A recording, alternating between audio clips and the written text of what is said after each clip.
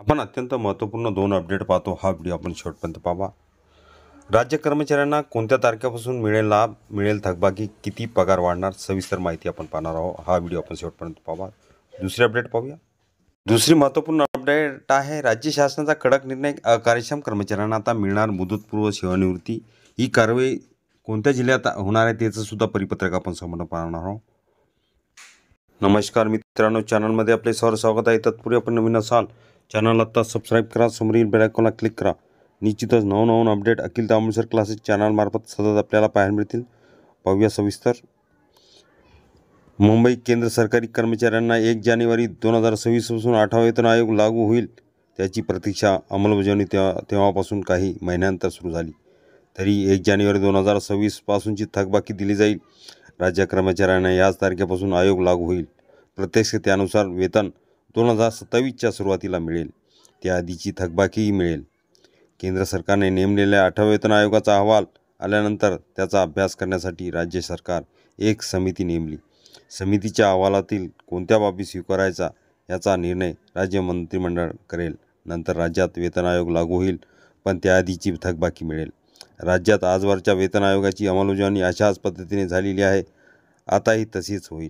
उदाहरण दिलेले आहे कशा प्रकारे तुमचं वेतन वाढेल. म्हणूया आपण लेवल 6वर आहोत आणि सध्याच्या 7व्या वेतन आयोगानुसार तुमचा पगार खालीलप्रमाणे आहे.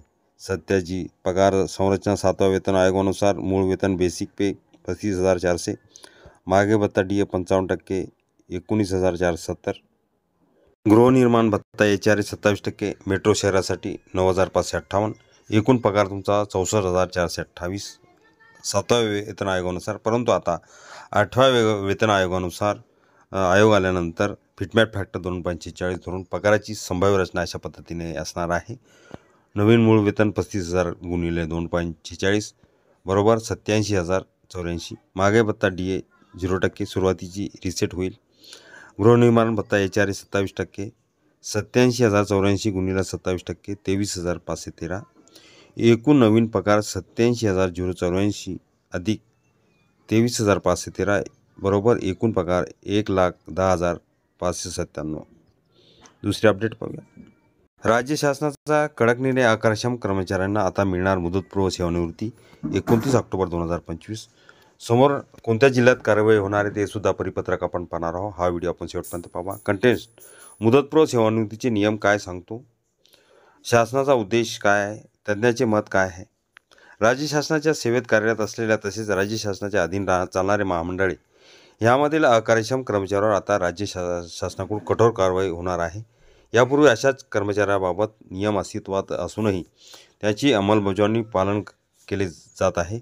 मात्र आता शासनाने जनतेच्या हिताचा विचार करून अकार्यक्षम कर्मचाऱ्याविरुद्ध कायदेशीर पावले उचलण्याचा निर्णय घेतला आहे. त्यामुळे निष्क्रिय आणि कामचुकार कर्मचाऱ्यांना लवकरच घरचा आहेर मिळण्याची शक्यता निर्माण झाली आहे. मुदतपूर्व सेवानिवृत्ती नियम काय सांगतो.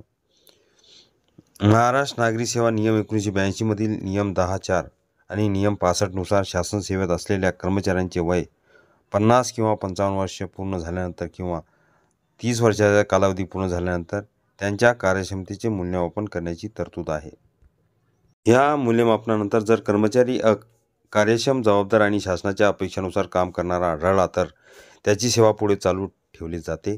परंतु जर तो अकार्यक्षम आणि किंवा निष्क्रिय आढळला तर त्याला मुदतपूर्व सेवानिवृत्ती देण्यात येते. म्हणजेच अशा कर्मचाऱ्यांना नियमित सेवानिवृत्तीपूर्वीचे सेवेतून मुक्त केले जाते.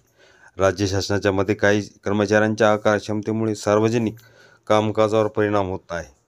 जनतेला आवश्यक असलेल्या सेवांमध्ये उशीर, निष्काळजीपणा किंवा गैरवर्तन दिसून येत असल्याने शासनाने याबाबतीत कठोर भूमिका घेतली आहे.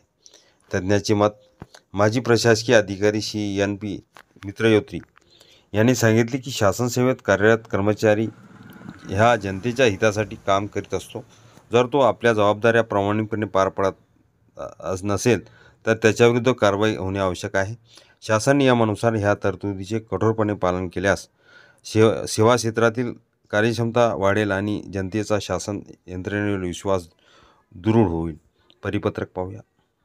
पंचायत समिती धुळे 28/10/2025 सेवा पुनर्विलोकन कामी प्रस्ताव सादर करण्याबाबत महत्त्वपूर्ण परिपत्रक निर्गमित झालेले आहे. अशा पद्धतीने कारवाई सुरू झालेली आहे. अजूनही चॅनलवर नवीन असाल चॅनलचं बटन सबस्क्राईब त्याला टच करा, समोरील बेल आयकॉनला क्लिक करा. नवनवीन अपडेट आपल्यापर्यंत सहज पोहोचतील. हे परिपत्रक अखिल तांबुसर क्लासेस चॅनल च्या लिंकमध्ये तिथून आपण डाउनलोड करू शकतो.